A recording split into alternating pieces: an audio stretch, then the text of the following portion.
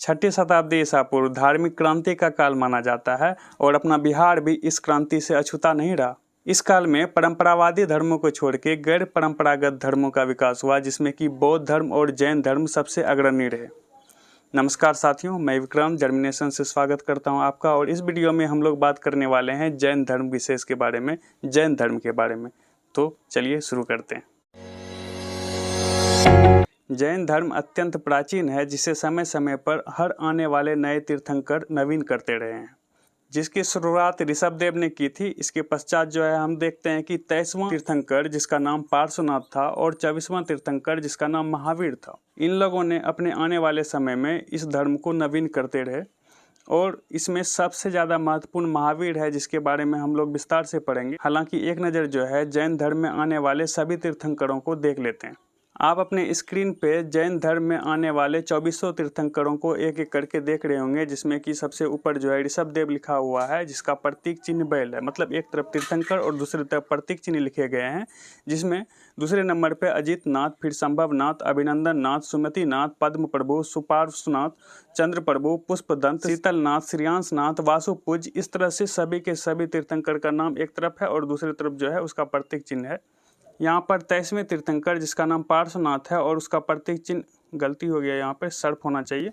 और 24वां तीर्थंकर महावीर स्वामी जिसका प्रतीक चिन्ह सिंह है। ये सभी के सभी जो है महत्वपूर्ण है, जिसमें हम देखते हैं कि जैन धर्म की स्थापना ऋषभदेव ने की थी, जिसका प्रतीक चिन्ह जो है बैल है।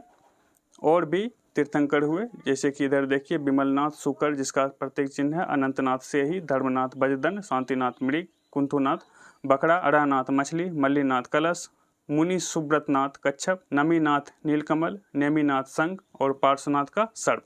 इसके बाद अंतिम वाला जो है महावीर स्वामी, उसका जो है सिंह है प्रतीक चिन्ह। तो इस वीडियो में हम लोग मेनली महावीर स्वामी के बारे में बात करेंगे, क्योंकि इन्होंने जैन धर्म को एक नया पहचान दिया और बहुत आगे ले जाने का काम किया है।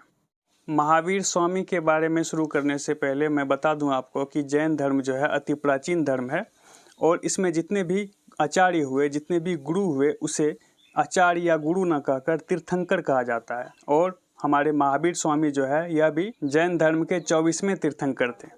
तो चलिए शुरू करते हैं। महावीर का जन्म जो है 540 ईसा पूर्व में कुंडग्राम नामक जगह में हुआ था और ज्ञात्रिक कुल के क्षत्रिय परिवार में हुआ था। कुंडग्राम जो है यह वैशाली में है, वैशाली जिले में है, जो कि बिहार में ही पड़ता है। इसके पिताजी का नाम सिद्धार्थ, माताश्री का नाम त्रिशला था।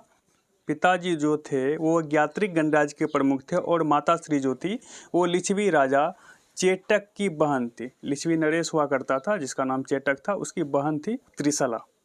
महावीर के विवाह का बात करें तो इसका विवाह जो है यशोदा नामक कन्या से हुआ था, जैसा कि यहाँ पर लिखा हुआ भी है। और विवाह के पश्चात जो है इन्हें एक पुत्री हुई जिसका नाम प्रियदर्शना था और उसका विवाह जमाली नामक एक व्यक्ति से हुआ था। बाद में हम देखेंगे कि जमाली जो है ये इसके प्रथम शिष्य थे।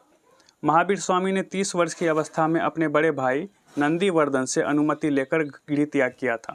इसके एक बड़े भाई थे जिसका नाम नंदीवर्धन था, उसकी अनुमति लेके ही इन्होंने घर को छोड़ा था। और 12 वर्ष के कठोर तपस्या के पश्चात 42 वर्ष की अवस्था में इसे जो है जराम्बी ग्राम के निकट एक नदी है जिसका नाम ऋजुपालिका नदी है, उस नदी के उत्तरी तट पर एक वट वृक्ष था, उसी के नीचे इसे ज्ञान की प्राप्ति हुई, यानी कि कैवल्य की प्राप्ति हुई। जैन धर्म में ज्ञान को कैवल्य कहा जाता है।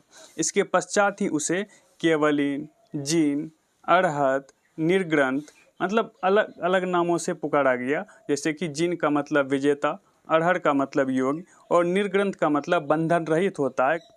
कभी कभी कंपटीशन सब में जो है ऑब्जेक्टिव सब में ये सब पूछ लेता है कि जिनका मतलब क्या होता है विजेता, जैन धर्म में अरहत का मतलब क्या होता है योगी, निर्ग्रंथ का मतलब क्या होता है बंधन रहित। उसका ऑप्शन रहेगा अलग अलग, तो हम सही ऑप्शन पे टिक कर देंगे। चलिए आगे बढ़ते हैं। कैवल्य प्राप्ति के पश्चात महावीर स्वामी ने अपना पहला उपदेश जो है राजगृह में दिया। राजगृह में कैवल्य प्राप्ति यानी ज्ञान प्राप्ति के पश्चात महावीर स्वामी ने अपना पहला उपदेश दिया था और इसका जो प्रथम शिष्य था उसका नाम जमाली था। वही जमाली जिसका विवाह जो है अपनी पुत्री से करवाया था महावीर स्वामी ने।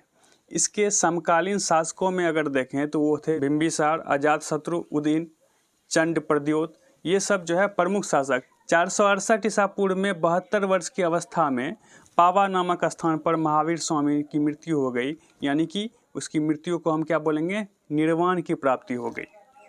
महावीर स्वामी की मृत्यु जो है 72 वर्ष की अवस्था में हुई है, 468 ईसा पूर्व में हुई है, और उसकी मृत्यु को हम लोग निर्वाण कहेंगे जैन धर्म के अनुसार।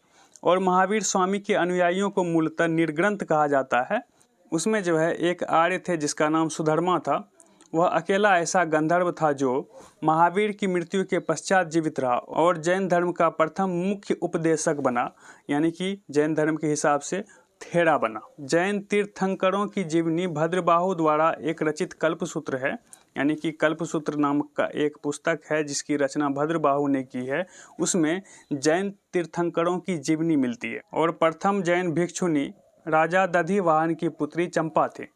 जैन धर्म का प्रसार मुख्य रूप से बिहार से शुरू हुआ था और महावीर द्वारा जैन धर्म के प्रसार हेतु एक संघ की स्थापना की गई जो गणों के रूप में संगठित था और इसके प्रधान को हम लोग गणधर के रूप में जानते हैं। गणधर कहलाए इसके प्रधान। जैन धर्म में कुल मिला के 5 व्रत बताए गए हैं और जैन धर्म में नैतिक आचरण के पालन के लिए 5 महाव्रत बताए गए हैं।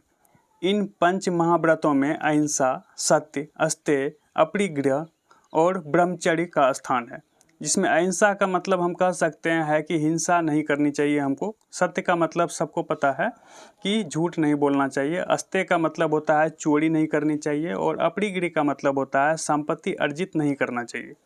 ब्रह्मचर्य जो है इंद्रियों को वश में करना, उसे ही ब्रह्मचर्य कहते हैं। और जैन धर्म के अंतर्गत 5 महाव्रतों के अतिरिक्त 3 गुण व्रत तथा 4 शिक्षा व्रत के पालन व अनुकरण पर भी महत्व दिया गया है।